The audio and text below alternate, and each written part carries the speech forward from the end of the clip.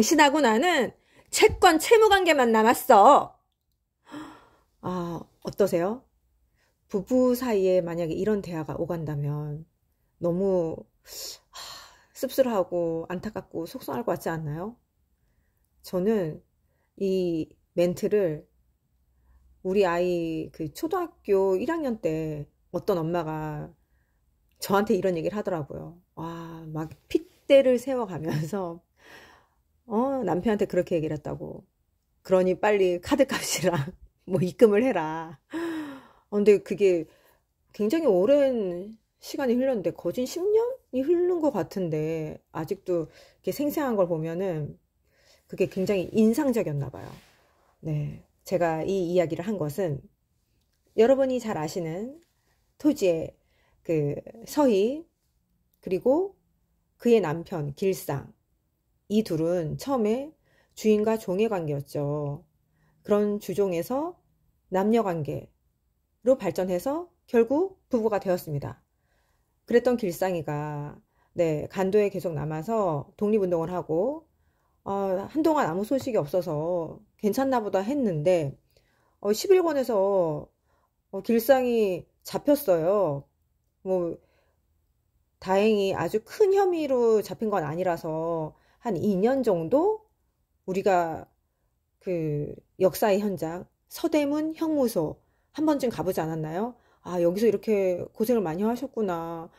그래서 그런 걸 보면 나라를 위해서 목숨을 바치신 분들을 보며 애국심이 불타야 되는데 저 같은 새가슴은 나는 무서워서 독립운동 못하겠다. 저는 좀 그런 생각이 들더라고요. 어쨌든 네, 그곳에 갇히게 됩니다. 그래서 서희가 이제 정말 오랜만에 길상을 만나서 드는 생각이 여기 322페이지에 묘사가 되어 있거든요. 그래서 남편에 대하여 원망도 존경도 없었다.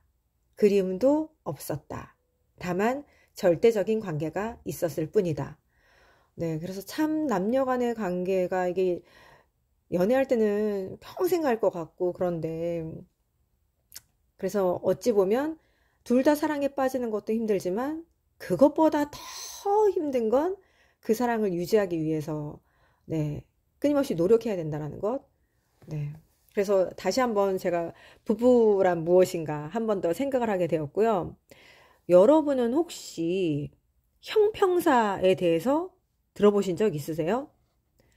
이전에 제가 10권에서 기억을 하는데 아닌가? 9권이었나? 네, 그래서 그 관수라는 등장인물이 나와요. 거기에서 동학을 하다가 이제 도망을 다니다가 백정의 딸과 결혼을 하게 됩니다.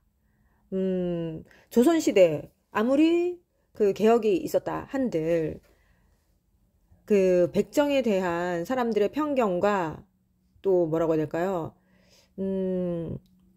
차별? 멸시? 이게 완전히 사라지진 않았던 거죠. 그래서 그럼 내가 만약에 백정이라 치면 그 울분과 불공평함에 대해서 일어날 것 같아요. 네. 그리고 한편으로 저자가 이 박경리 선생님께서 시작은 하동 평사리에서 했는데 서희가 네, 뭐 어렸을 때 그다지 고향에 러블리하고 핑크핑크한 기억보다는 좀 안 좋은 기억이 많아서 진주에 머물러 살기도 했지만 또 이 진주에서 스토리를 이어나간 이유 중에 하나가 이 형평사 운동에 대해서 좀 하나의 방점을 찍고 싶지 않았나 그런 생각을 했습니다. 왜냐면 이 제가 궁금해서 찾아봤더니 네이버 지식백과에는 이렇게 나와 있더라고요. 1923년 경남 진주에서 백정들의 신분 해방을 위해 설립된 사회운동단체. 네, 그래서 이게 시작이 진주였구나. 그렇게 보면은 뭔가 진주는 네, 농계만 봐도 그렇고 뭔가 깨어의식이 있고 행동하는 듯한 네, 그런 고장인 것 같아요. 네. 옛날에 그 남강 가서 구경했던 기억이 있는데 아무튼 그래서 이 관수도 자기가 직업이 백정은 아니지만 백정의 사이가 되어서 또 자기가 딸을 낳았는데 내 자식이 교육의 기회를 공평하게 누리지 못하고, 와, 같이 교육을 받을 수 없다라는 이 사람들의 반발로 관수가 결국 다른 지역으로, 제가 기억하기로는 부산으로 아이를 학교로 보냈다고 나오거든요. 그러면 교육권 보장받아야 되죠.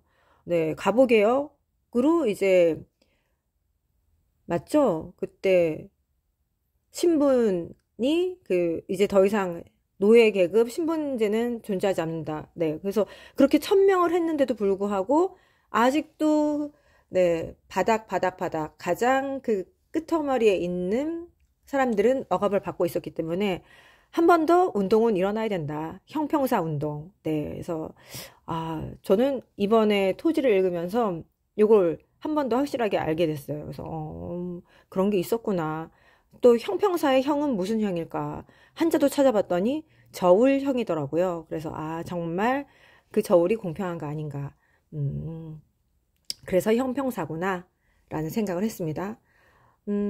그런가 하면 여러분 처음에 봉순이하고 서희가 물론 봉순이네 엄마는 참모 역할을 했긴 했지만 서희하고는 최첨판 때 양반하고는 좀 급이 차이가 났었잖아요. 그리고 서희도 약간 뭐랄까 거리를 두는 이게 있었어요.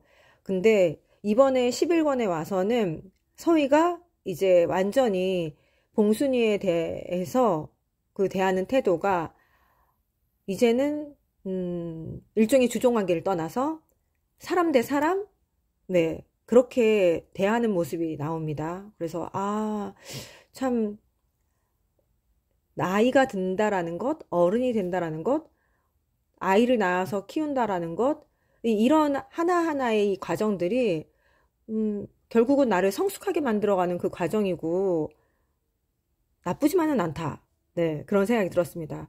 그래서 좀 쇼킹했던 게 봉순이가 기화라는 네, 기생이 되고 또 한때 서희를 연모했던 상현이라는 이 양반이 봉순이하고 관계를 가지면서 아이까지 낳게 됩니다. 와, 근데 이 사람도 양반이면 어쨌든 자기 피해에 대해서, 자기 혈육에 대해서는 좀 뭔가 책임을 지는 태도가 있지 않을까 생각을 했는데 그런 게 전혀 없고 오히려 나는 그 서인의 집에 있던 종이었던 여자와 지금은 기생이었던 여자에게서 아이를 낳았다니 오히려 굉장히 자기 자신에 대해서 비하하고 네, 모멸감을 굉장히 느끼는 그래서 참 양반이 아닌 느낌이 있었거든요. 그러면서 봉순이는 또 그렇게 얘기를 합니다. 이제 애 아빠한테 알려야 되지 않냐 주변에 그런 얘기를 할 때 주변 사람들에게 자기 몸 하나 건사하지도 못하는데 얘기하면 무슨 의미가 있겠냐. 그래서 그렇게 해서 어쨌든 봉순이가 잘 키우면 상관이 없는데 모아놨던 돈도 이제 아이를 키우면서 조금씩 다 쓰게 되고 결국은 주변의 도움을 받아야 될 때는 좀 받아야 되는데 그거를 차마 못하겠더라 해서 평양 멀리까지 갔다가 그곳에서 마음에도 없는 남자와 같이 살다가 그 나쁜 놈한테 네, 아편 마약까지 중독이 돼서 참 인생이 이렇게 망가질 수도 있구나. 그 묘사가 나옵니다. 그래서 다시 이제 서희가 그걸 알고 이제 평사리로 불러오는 거죠. 그래서 여기서는 이제 회복된 모습이 주로 나오는데 그렇다고 해서 완전히 회복되진 않았어요. 그래서 딸아이도 이제 엄마를 그렇게 막 기뻐하고 달려들지 않는다는 것에서 보면 그 묘사를 보면서 아이도 많이 힘들었겠구나 그 생각이 들었습니다. 그런가 하면 예전에 어떤 인터뷰에서 수학 선생님이 그런 얘기를 했거든요. 인생 그리고 수학하고 뭔가 연결을 짓자면 수학에 많은 법칙과 기호들이 있을 텐데 정말 인생하고 딱 맞아떨어지는 게 하나 있다면 소개해달라. 뭐 대충 그랬던 질문 같아요. 그랬더니 그분이 나는 근데 그 내용은 기억이 나는데 그 수학 선생님 이름이 왜 생각이 전혀 안 나지? 아무튼 근데 그분이 이러더라고요. 자기는 리미트, 극한값을 생각하면 정말 인생하고 딱 맞아떨어지는 것 같다. 우리가 끝까지 계속 극한값을 추구하다 보면은 0이 되고 그리고 수학에서 그렇게 0이 되는 것처럼 모든 인생도 끝까지 쭉 가다 보면 인생의 극한값은 결국 다 죽어. 그죠? 부자나 가난하나. 네. 아무리 예뻐도 아무리 못생겨도 네. 피해갈 수 없는 길. 근데 이 11권에서도 네. 많이 죽습니다. 그래서 그 수학 강사 선생님의 인터뷰가 생각이 났습니다. 죽기 싫어서 정말 죽음과 사투를 벌이던 홍이 엄마, 홍이의 생모, 이민혜의 죽음도 참 안타까웠고요. 또 참 같은 동학운동을 했었다가 어떻게 이렇게 같은 민족을 배반할 수 있는지 네, 임실의 지산만이라는 사람으로 인해서 결국 일본에 붙잡히고 감옥에서 생을 마감하게 된 김한의 인생, 그 죽음. 네, 이렇게 다양한 죽음이 있었는데요.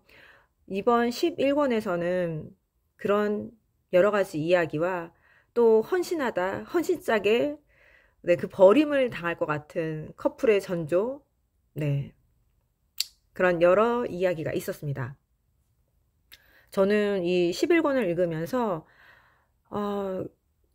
여러 가지 참 다이나믹하구나 했지만 오늘날에 뭔가 하나의 운동이 있어야 된다면 우리도 뭔가 해야 되지 않을까. 과거에 그 형평사 운동이 있었다면 지금 우리나라에 필요한 운동은 무엇일까? 네. 욕망 제어 프로젝트? 자족 프로젝트? 아니면 예전에 그랬잖아요. 제가 소개해드린 책 중에서 가짜 행복 권하는 사회. 한국 사람들은 불안이 2개나 된다. 이중불안에 굉장히 힘들어하고 있다. 첫째는 이 경제적으로 내가 쪼들리면 어떡하나? 두 번째는 내가 없는 것도 서러운데 무시당하면 어떡하나? 무시불안. 네. 그래서 이거 이중불안 해소 프로젝트? 캠페인? 이런 게 좀 있어야 되지 않을까. 그런 생각을 하게 되는 시간이었습니다. 네. 지금까지 박경리 선생님의 토지 11권을 살펴보았는데요. 도움이 되셨는지 모르겠네요. 책이 궁금할 땐 클럽으로 오세요. 조이북 클럽.